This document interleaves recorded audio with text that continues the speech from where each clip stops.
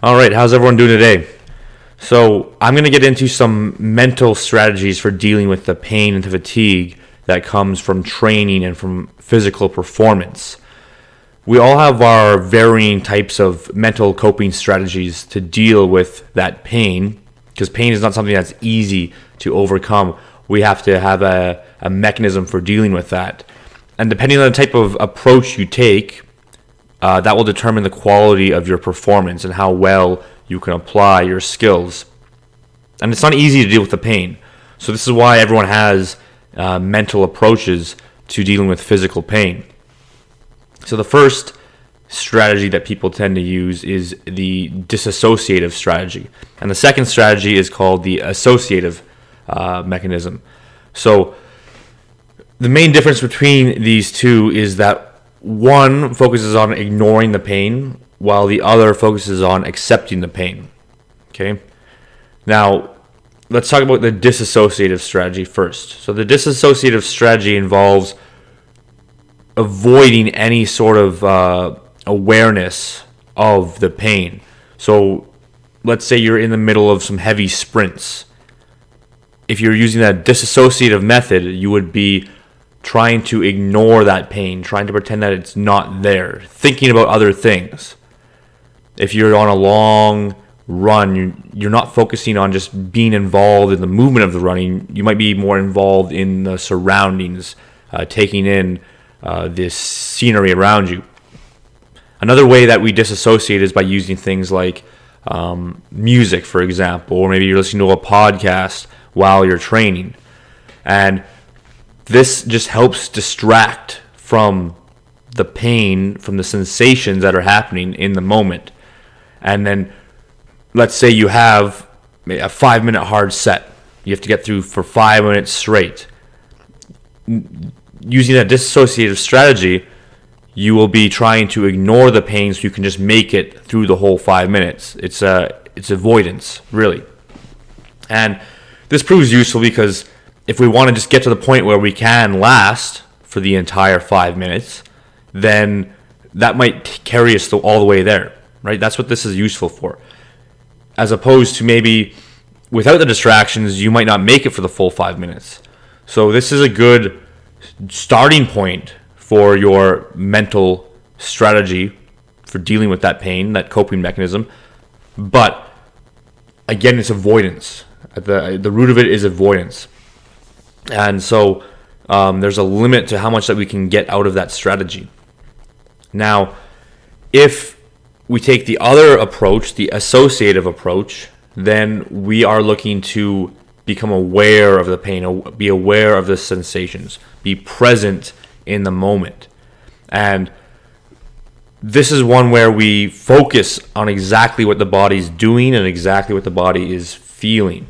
So I'll use the example if you're on a rower. I've done this before where I just do all of my sets of rowing completely focused on the movements involved, pushing through the legs, following through with the arms, squeezing the muscles, paying attention to the burn of the lungs the whole time, not letting your mind be distracted and pulled in any other direction other than what is happening to your body in that moment.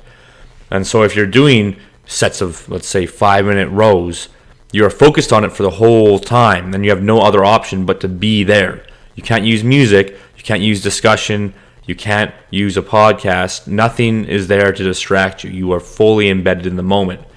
And this helps you, like the name suggests, associate with the pain. It lets you become comfortable with the sensations.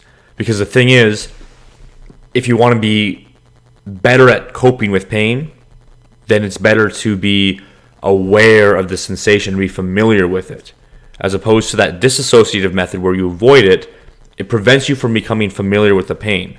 And if you're unfamiliar with the pain, then it makes it that much more difficult for you to push through boundaries and barriers. That wall that you get hit with at certain points is a lot more breakable, you can say, if you've associated enough with the pain that you just know what to do to overcome it, right? So when you're constructing or when you're applying mechanisms to understand the sensations that you experience, the best approaches tend to be the ones that make you most familiar with the sensation. You are becoming the experience yourself. That's one way that you can look at it.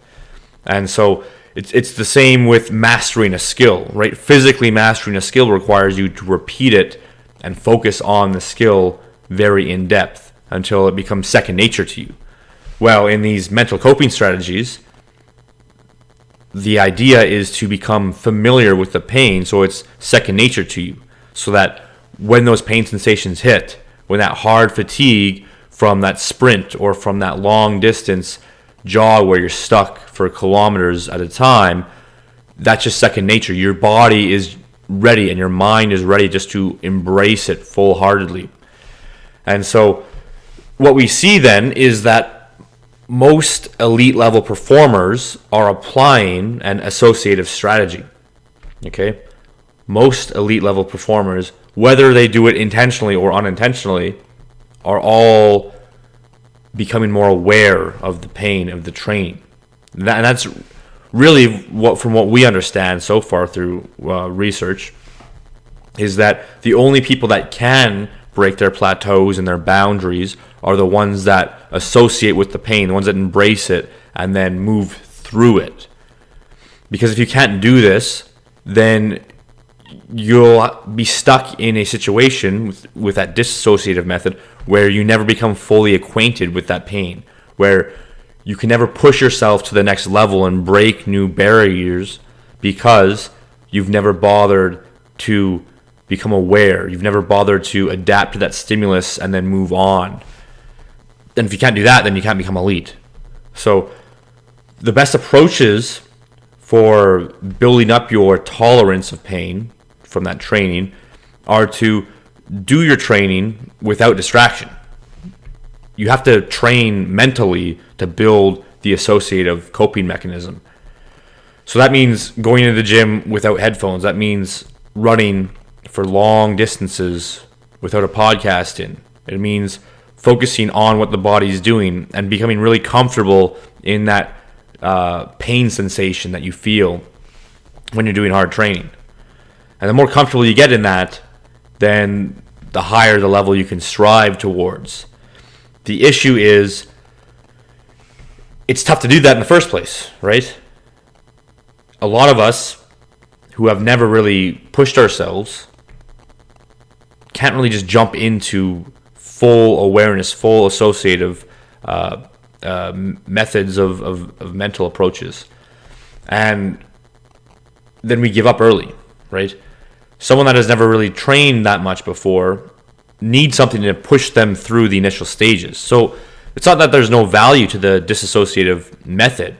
It's that the value in it is for beginners and for people that need to build up their physical habits.